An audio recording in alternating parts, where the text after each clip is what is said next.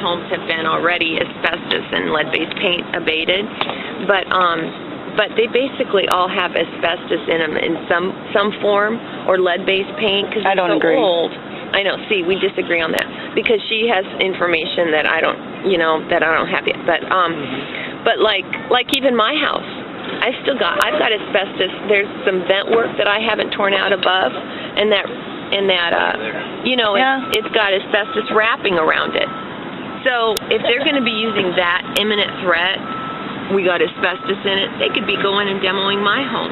They held off, the city or somebody held off opening a couple schools because there was mold in them. So I told the mayor, I said, okay, so then why aren't you guys demoing those places?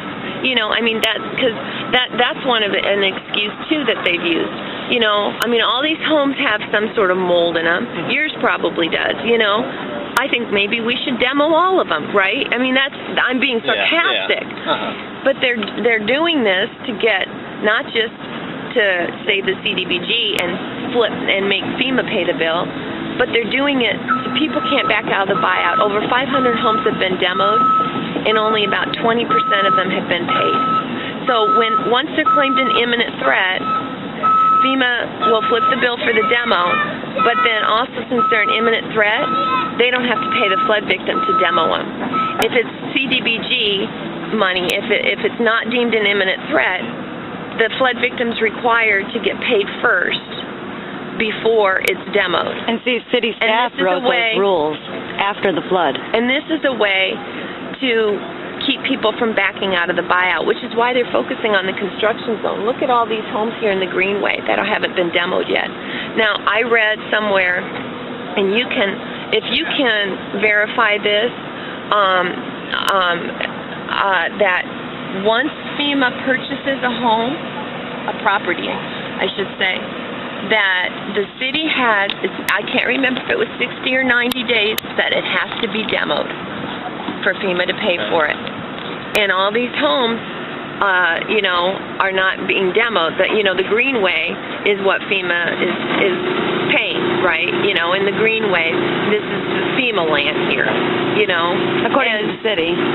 And so they've been paid, most of them, in the Greenway, but the city's not following FEMA's rule of having it get demoed in 60 to 90 days. And the reason why is they're concentrating on getting all these other homes in the construction zone deemed imminent threat so they can demo them, so people can't back out of the buyout. And see, the thing is, that land. Family Environmental was hired, and then they hired Lindstrom and Tetra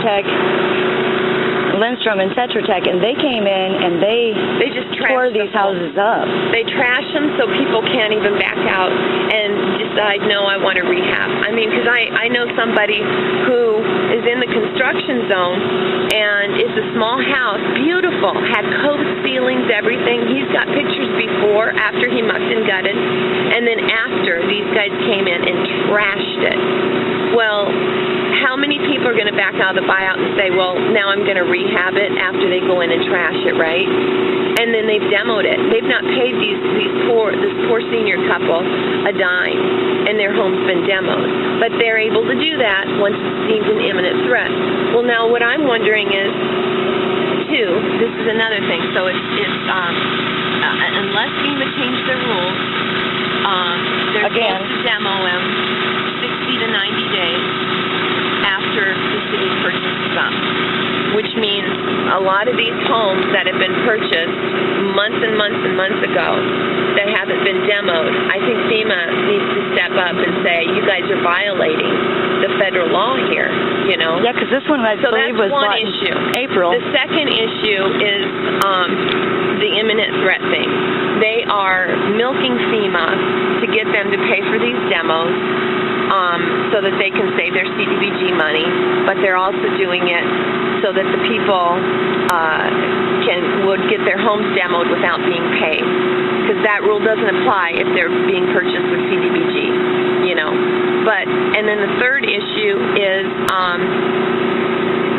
if it's an imminent threat, and it needs to come down, because they are broadening the definition of imminent threat. It's not, these homes are not an emergency threat just because there's asbestos in them or something like that, you know. In fact, it's more of a threat to mess with it, isn't it? Yeah. Anyway, he probably can't comment on that. But anyway, but the other thing is these garages are even more of an imminent threat than the homes. And so what I'm wondering is when they say it's an imminent threat and it needs to come down, shouldn't that include garages? I know normally garages aren't covered, but if it's an imminent threat, they should be covered because it's just as much of a danger. You know what I'm saying? And they're not boarding up these garages. And you can see this garage right here.